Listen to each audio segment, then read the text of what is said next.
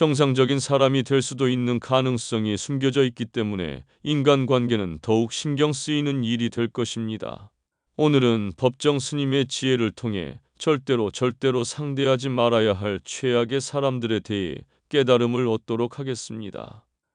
절대로 상대하지 말아야 할 최악의 사람들은 네 가지 특징을 가지고 있습니다.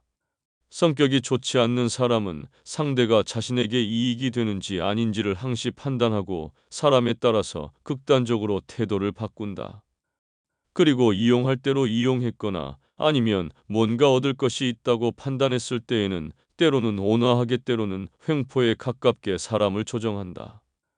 예를 들면 음식점에서 종업원에게 반말을 넘어 명령조로 말하거나 클레임을 걸 듯한 언행을 취하는 사람들은 눈여겨볼 필요가 있다. 성격이 나쁜 사람은 지위나 명예, 돈 등의 약한 경향을 가지고 있고 태도와 언동의 이면성이 교묘해서 때로는 자신도 속고 있다는 사실을 눈치채지 못하는 사람도 있다.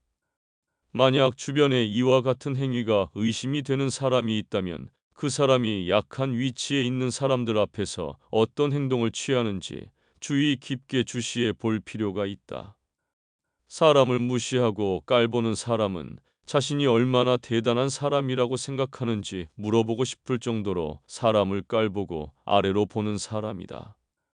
예를 들어 본인의 목표를 위해 필사적으로 노력하는 사람에게 야, 그딴 거 안다고 뭐가 되겠냐, 노력해봐야 소용없다니까 하고 아무렇지도 않게 말을 하는 사람이 있다. 정말로 성격이 나쁜 사람은 타인의 솔직한 감정이나 선의를 교묘하게 이용해서 자신의 입맛에 맞게 끌고 간다. 예를 들어 어떤 일로 일상생활이 힘들 정도로 좌절에 빠진 사람들에게 다가가 이런 일이 당신에게 도움이 될 거예요 하고 친절한 척 조언을 하지만 사실은 자신의 이익을 위한 덫으로 유도를 하며 선의의 제3자로 자연스럽게 가장하곤 한다. 이런 타입이 무서운 점은 자신은 직접 아무런 손을 쓰지 않고 타인을 교묘하게 이용함으로써 그 사람이 목표로 한 임무를 중단하거나 추락시키는 기술을 지닌 데에 있다. 다른 표현으로 하자면 손 안 대고 코 푸는 것이라고도 할 수 있다. 게다가 만일 그 악행이 자신에게 쏠리게 되면 그 책임을 실제 행동한 사람에게 전가하는데 이때 언행이 너무나도 자연스럽고 간단하게 보인다. 어떤 때는 주도자인 사람이 피해자로 돌변하기도 한다. 만약 당신 주변에 언제나 지시만 하는 경우가 많고 말뿐이며 행동은 하지 않는 타입의 사람이 있다면 이런 부류에 속할 가능성이 높으니 주의를 할 필요가 있다. 자신이 아는 얄팍한 지식을 드러내놓고 그것을 모르는 사람이 있으면 그런 것도 모르는 게 말이야 하고 조롱하고 무식한 인간 취급을 하는 사람. 이런 사람이 주변에 있는 것만으로도 자신감과 적극성이 낮아지며 최악의 경우 자기 자신이 나아가야 할 방향을 잃어버리고 결국에는 정체성마저 잃게 될지도 모른다. 만약 그런 사람들을 부모로 두고 있다면 더 말할 필요가 없을 것이다.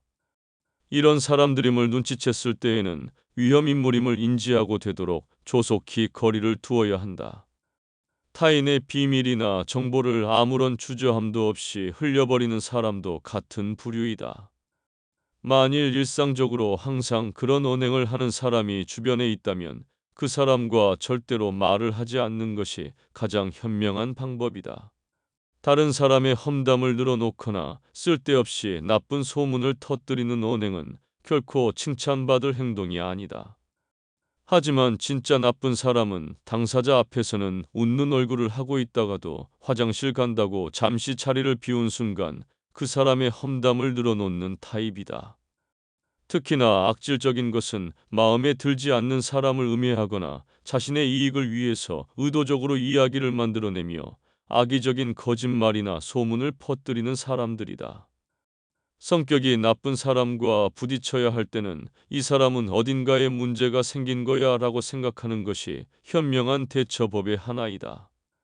상대를 나와 대등한 입장이라고 생각하면 짜증도 나고 스트레스도 쌓이게 되기 때문에 감정을 억제하기 위해서 저런 성격은 병의 원인이라고 생각하게 되면 조금 참을 수 있게 된다.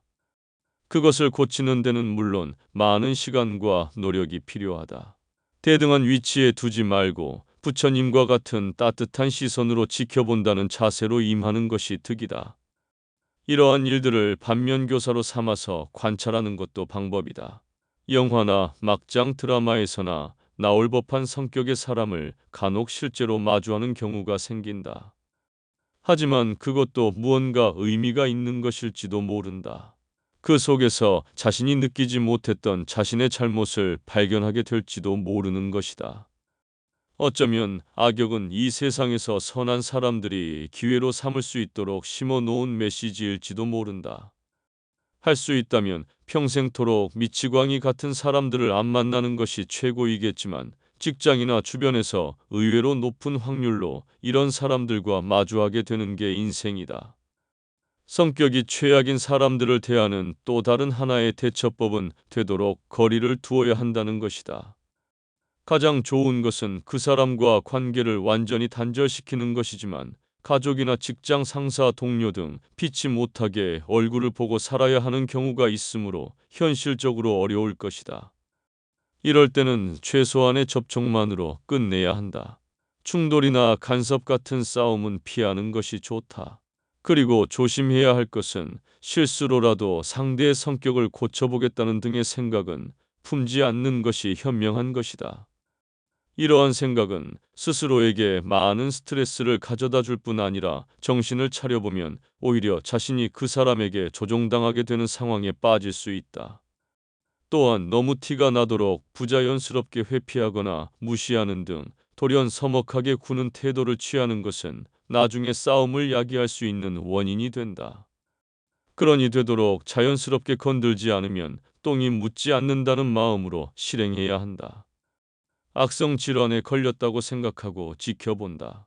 만약 그런 사람들로 인해 극심한 스트레스를 받고 있다면 그것은 어쩌면 그 자리를 떠나 새로운 것을 찾아보라는 인생의 새로운 전환기를 암시하는 것일 수도 있다. 인생사 세용지마라는 말도 있듯이 악역과의 만남도 그 의미를 잘 생각해보면 자신에게 도움이 되는 방향으로 길이 보이게 된다. 또 이런 사람들도 있다. 상대가 이야기할 때 힘맞고 듣는 사람, 귀를 막고 듣는 사람은 상대가 무슨 이야기를 해도 이미 자기 안에 답을 갖고 있다. 타협하거나 인정의 여지를 두지 않고 상대가 어떤 말을 해도 들으려고 하지 않을 뿐만 심지어 이야기를 계속 이어가는 사람을 깔보거나 업신여기기까지 한다. 대화가 이어질수록 소통의 문은 닫히고 불통되면서 심지어 분통과 우라통이 터질 수도 있다. 빨리 이야기를 마무리하고 자리를 뜨는 게 상책이다. 어떤 사람은 자신이 도움이 필요할 때만 찾아오는 사람이 있다. 그 필요가 충족되면 소식을 끊고 살다가 다시 뭔가가 필요해지면 필요한 도움을 요청한다. 사람과의 관계는 끊임없이 애정과 관심을 갖고 보살펴야 하는 신생아와 같다. 애정과 관심이 식으면 넘을 수 없는 경계가 생긴다. 경계는 이제 다시 넘을 수 없는 한계로 자리 잡는다. 필요할 때 필요한 걸 부탁하면 필요한 걸 얻을 수 없다. 인간은 필요로 맺어지는 계약 관계가 아니기 때문이다. 필요로 맺어진 인간관계는 필요가 없어지면 인간관계도 끊긴다. 끊긴 인간관계는 필요한 게 생기면 다시 이어나가려고 하지만 이미 관계는 쉽게 넘을 수 없는 경계로 바뀌었기에 관계 회복은 생각보다 쉽지 않다. 필요 없는 사람은 이 세상에 아무도 없다. 다만 상대가 지금 필요하지 않다고 생각할 따름이다. 내 이익만 챙기는 나밖에 모르는 사람이 있다. 다른 사람의 아픔에 눈 감는 사람은 사람으로서의 기본적인 윤리나 의무를 망각한 사람이다. 상대방의 아픔을 사랑하는 사람이 진짜 사랑하는 사람이다. 자기 과시에서 헤어나오지 못하는 사람이 있다. 대화를 나누다 보면 자기 생각은 언제나 옳다고 생각하면서 자신 있게 자기 주장을 펼치는 사람이 있다. 물론 자신감을 기반으로 자기 주관을 거침없이 이야기하는 사람을 무조건 부정적으로 생각하지는 않는다. 문제는 내 생각도 틀릴 수 있다는 가능성을 열어놓지 않고 자신을 맹신하는 사람의 생각이다. 지금 내 생각은 내가 살아오면서 겪은 직간접적 체험이 역사적으로 축적되어 생긴 산물이다. 생각은 그래서 역사성을 띠고 있다. 내 생각을 만들었던 그 당시의 상황이 지금과 다를 수 있기 때문에 지금 내 생각은 지금 여기에 안 맞을 수도 있다.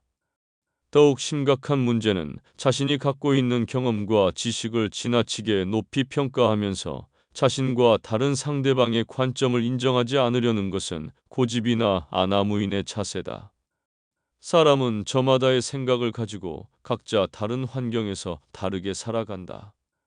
누군가의 이야기가 틀렸다고 생각하기 이전에 내 생각과 어떤 점에서 다른지를 먼저 생각해 볼 필요가 있다. 모든 생각은 일리가 있는 의견이다. 상대로부터 귀하게 대접받으려면 귀를 기울여야 한다. 경청할수록 경건해지고 상대방을 존경하게 된다. 내가 귀를 기울인 만큼 나는 기울어지지 않는다. 오히려 상대를 똑바로 세워 자존감을 갖게 만들어 줄 수 있다. 자세를 낮추고 귀를 기울일 때 소통은 화통해진다. 진정한 대화는 나를 낮추고 상대를 높여주는 겸손에서 비롯된다. 나를 낮추고 상대를 높여주면 덤으로 나도 높아진다. 다른 사람의 입장을 고려하지 않고 자신만의 이익과 욕심만을 추구하는 사람은 매우 자기 중심적인 행동을 보일 가능성이 높습니다. 이러한 사람들은 다른 사람의 감정이나 생각을 고려하지 않고 자신의 이익을 위해 무엇이든 할 수 있습니다. 이러한 특징을 갖는 사람들은 다른 사람들에게 불쾌감을 주거나 상황을 악화시키는 경우가 있습니다. 예를 들어 회사에서 다른 동료들의 시간이나 노력을 무시하고 자신의 성과만을 강조하는 직원이 있을 수 있습니다. 이러한 직원은 다른 동료들과의 협업을 방해하고 조직 내에서의 신뢰와 존경을 잃을 가능성이 있습니다.